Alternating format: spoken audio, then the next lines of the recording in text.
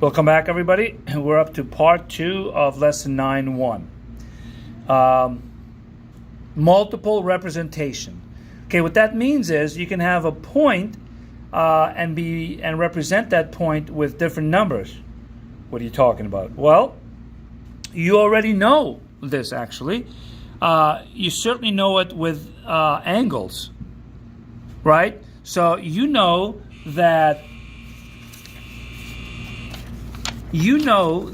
if we start with an angle and we subtract 360, we end up at the same angle, right? For example, if our angle is 135, well, that's the same as 135 minus 360, which is minus 225, right? Think about it.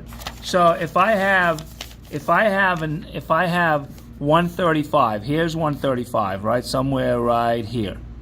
That angle is 135, right? So if I go backwards 360, a full circle, don't I end up in the same place? So 135 minus 360 is the same angle. So I can subtract 360 from that and get the same angle, but it looks like a different number. Well, it is a different number, but it represents the same angle, right? And we can do that. We can represent the same point in another way besides just messing with the angles. We can mess with the R. Do you remember when we switched to the other side? Do you remember when we had the grid and we had a point here and then we switched to the other side because it was negative? Do you remember that in the first notes? Well, if you look, what you did was go 180. Right? So if you're positive and go 180, then you're on the other side. If you go 180 again, you come back to where you were. So if I make R negative, then I'm on the other side. But if I take away 180 degrees, I'm back to where I started from. Right? So I can represent it by making this negative and by subtracting 180 here. Or you can add 180. It doesn't matter which direction, right? So here's how you can rewrite different representations of this point. So one thing we can do is just go to the angle and subtract 360 from it, right?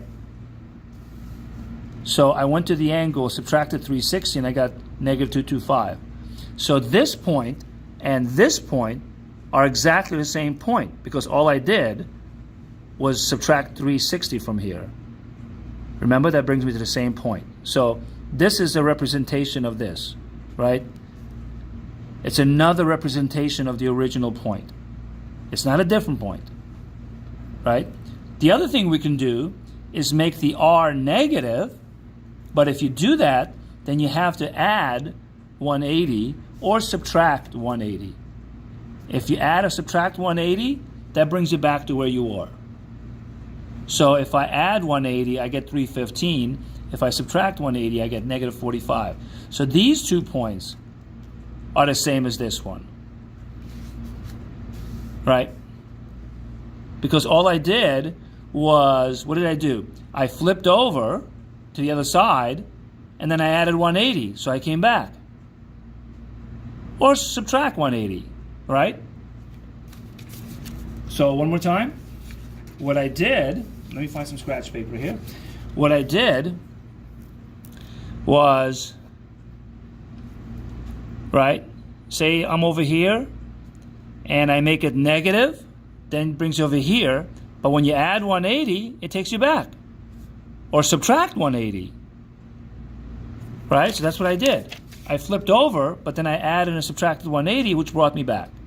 So these 2 representations are the same as this point, right? So I'm taking T and representing it 3 other ways.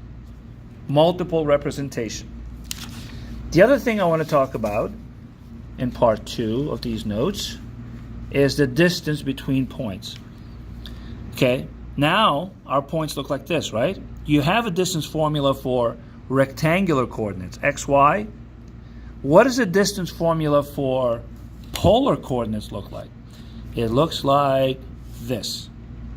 So we still have the square root, but, well, you can see what to do.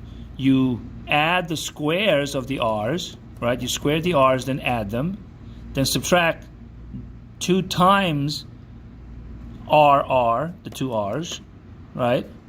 And then times cosine of which angle? You subtract the angles, and whatever that is, take the cosine. So let's do an example of that really quick. So first, the instructions say plot. So don't just find this distance, plot A and B. Now, if these numbers get big, just like in rectangular coordinates, you can name, you can label the grid any scale you want. So what I did was, instead of go by ones, I went by twos, right? 2, 4, 6. So 1 is here, 3 is here, 5 is here. So what do I want? I want 5 at 310 degrees. So where's 310? Almost all the way around, right? There's 315, so 310 is about here. Now, here's 310 about here, and I want to go 5, right? So 2, 4, 6, so 5 would be here. So that's point A. Point B is at 6, 345, right? So 345 is really close to 360, so this is 345 right here, and I want to go 6 out, 2, 4, 6. So that's point B. So I plotted them. Now I need to find the distance. I'm going to use a formula, right? So put the numbers in the correct place, basically, right? So R, they get squared, and they get put right here and added. Then minus 2 times the r's, 5 and 6, there they are.